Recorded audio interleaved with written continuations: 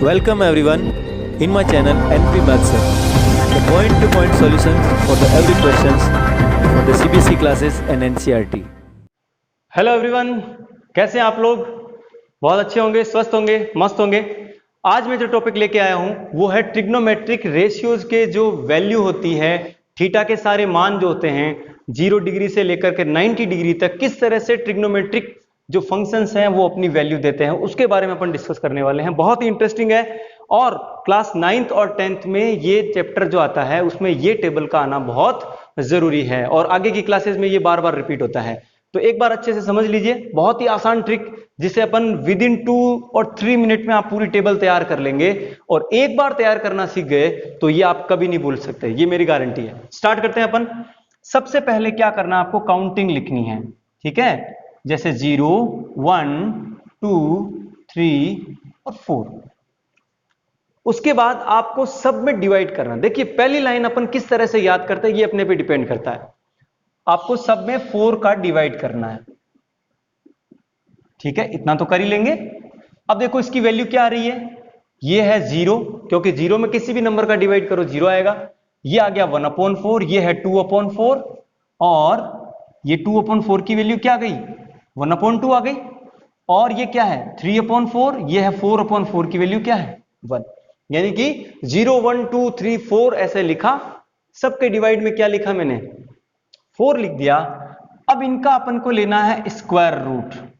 क्या लेना है, स्क्वायर रूट, यानी कि आपको लेना है अंडर रूट। तो क्या मिला, देखिए ये आपका सबसे पहले 0 का स्क्वायर रूट क्या हो गया 0, यानी साइन 0 की जो वैल्यू है वो क्या है 0। ये देखिए 1/4 का स्क्वायर रूट क्या हो जाएगा 2 आ जाएगा। Then you can say sine 30, sine 30 का मान हो गया 1/2। इसको थोड़ा सही कर लीजिए आप, 1/√2, क्योंकि 1 के ऊपर स्क्वायर रूट हटा सकते हैं अपन, नीचे नहीं हटेगा। आपने √3 का तो √3 रखा और 4 का स्क्वायर रूट क्या हो गया 2 हो गया। तो ये हो गया साइन 60 डिग्री का मान, साइन 60 का मान √3/2 और ये 1 का स्क्वायर रूट क्या हो गया 1। बस एक लाइन याद हो गई। ये जिस तरह से आपने इस डायरेक्शन में बढ़े हैं, आपको क्या करना है, इसको रिपीट करना उल्टा। यानी सबसे लास्ट में जो था यहां 1 रख दीजिए, उससे पहले कौन है √3/2, उससे पहले कौन है 1/√2, उससे पहले 1/2, उससे पहले 0। ये हो गई आपकी cos थीटा की वैल्यू। इतना तो कर ही सकते हैं ना, याद हो गया। उसके बाद देखो हमने एक रिलेशन पढ़ा हुआ है tan थीटा का। क्या पढ़ा हुआ है, sin theta upon cos theta. तो हमारे पास sin थीटा की वैल्यू पड़ी है, cos थीटा की वैल्यू पड़ी। अगर हम इसको डिवाइड कर दे तो क्या मिल जाएगा आपको, tan थीटा मिल जाएगा ना। तो देखिए 0/1 तो 0 आ जाएगा, 1/2 अपॉन √3/2। देखो इधर समझ लो आप, 1/2 अपॉन √3/2। तो देखो ये 2 से 2 कैंसिल हो गया, क्या मिला आपको 1/√3।